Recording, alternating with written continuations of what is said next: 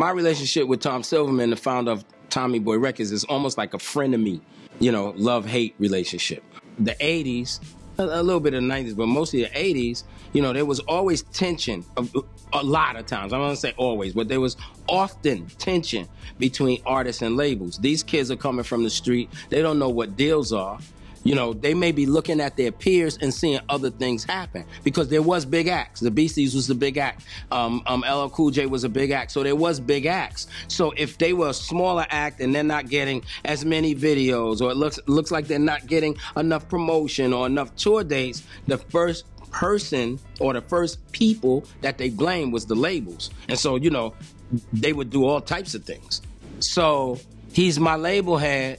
But then there's all types of stuff that Tommy Boy doesn't do for us, meaning Stetsasonic as a group, that like certain artists are getting things, mainly music videos, right? So, you know, and then sometimes we got to fight him tooth and nail about money and all of those particular things. But as time went on, I began to really see how beneficial Tommy was to us. You know, Tom, not only him, but like I give this, like I got this, I don't want to call it a shrine, but I got this trophy case of young Jewish kids in New York that I feel like was very much a part of the glue of taking hip hop from being independent to people getting major, major deals. You know, and Will Sokolove falls in that group, and Corey Robbins falls in that group, and I know people don't like Aaron Fuchs, but he falls in that group too, because they took the chances on us, and they took the chances on their health. Because guys like Tom used to go hang out at the T Connection. He could have been, he could have got beat down every night. Somebody was always fighting with Tom about something, either publishing or putting out a record. You know, Latifah fights, Naughty by Nature fights, Digital Underground fights. There was always fights, you know, about the rumor, and I found out later on it's true, of Tretch bringing a bag of snakes up in Tommy Boy and letting them go. Like, it was always something. But, you know what I'm saying, they took the chances to say, yo, y'all not looking at this? Like, this thing is happening. It's just that they did deals that was advantageous to them and not as advantageous to the artist. But, you know, hindsight being 2020, who knows if anything could have happened if we wouldn't have signed there. You say, well, where would we have been? I can speculate that, oh, maybe if I was signed to another label, but I don't know. You know, I can say, oh, if I was signed to Def Jam, right? But Dr. Dre, Ed Lover's partner, was signed to Def Jam with Original Concept. How'd that work out? You understand what I'm trying to say? You know, the Afros were signed to Def Jam. How'd that work out? Like, you know what I'm saying? So it doesn't mean that it would have really worked. You know, the one thing I will say about Tommy Boy, for us as a label, we really developed creatively over there. To the degree that when Prince Paul brought me Plug Tunin' as a single, I gave it to Monica, like, it feels like I gave it to Monica Lynch on a Friday. It feels like this. And by Monday, De La Soul had a deal.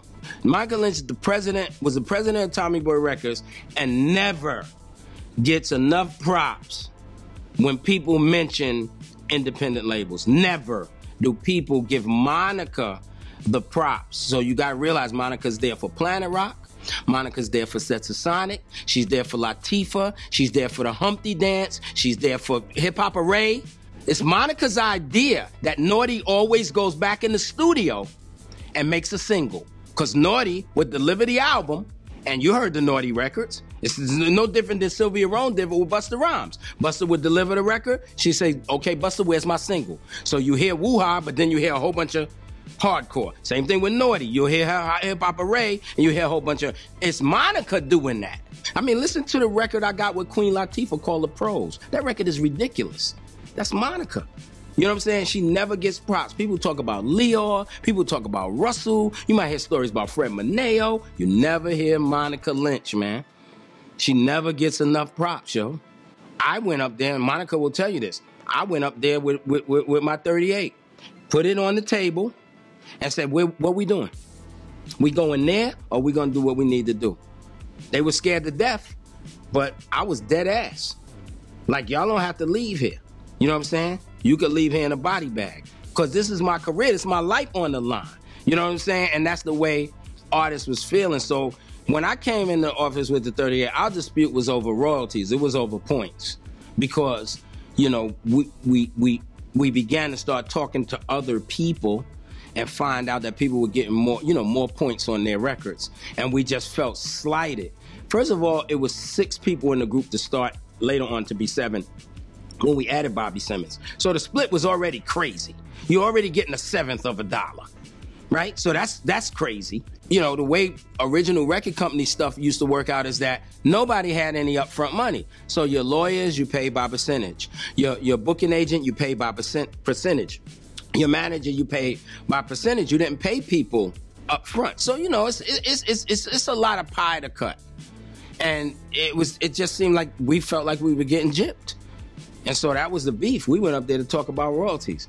They ended up increasing our points. You know, some of the beef that they might have had with Naughty or Digital or Latifah, it was all based around the same things. I would hate to know that I was the one that started all of that, but that's another story. There was no sussing about that. There wasn't, oh, this record's too slow. Oh, this, you know what I'm saying? We deliver a record. They don't say anything. They don't go, oh, Daddy-O, I think you should. There was none of that. They just gave us advice about, you know, maybe this guy should mix it. You know, good advice, not bad advice. And honestly, as I grew in my production career, I ended up buying my first 2-inch machine from Tommy. You know, Tom Silverman sold me my 2-inch. That's the same 2-inch that I made. Look up in the sky, it's a bird, it's a plane. Nope, it's Mary J. And that's the same 2-inch I did Junior Mafia on and Biggie and all of that. So. Don't get me wrong, like the marching and all that stuff and the protest and all that, like that's cool, we need that. But man, the hood's so fucked up. Like you need them protests and marches in the hood too. It's kind of crazy, you know what I mean? Like really in the situation what's going on, how the world made, how it's set up right now, you can't do nothing about it. Fife, I was the first person, you know what I'm saying, I kind of connected with on a major label type of thing as an artist on the Family Tree tour that really like checked my beats. I was like, man, you know, like you really dope. It's like it gotta be real and it's official. And when he played the record back then, it meant something. So I understood now, but you didn't understand why he was going through. But when he played that record and we heard it for the first time on the radio, man, that was a crazy moment right there. It was like, we did it. He showed me like, 9 or 10 composition notebooks of rhymes.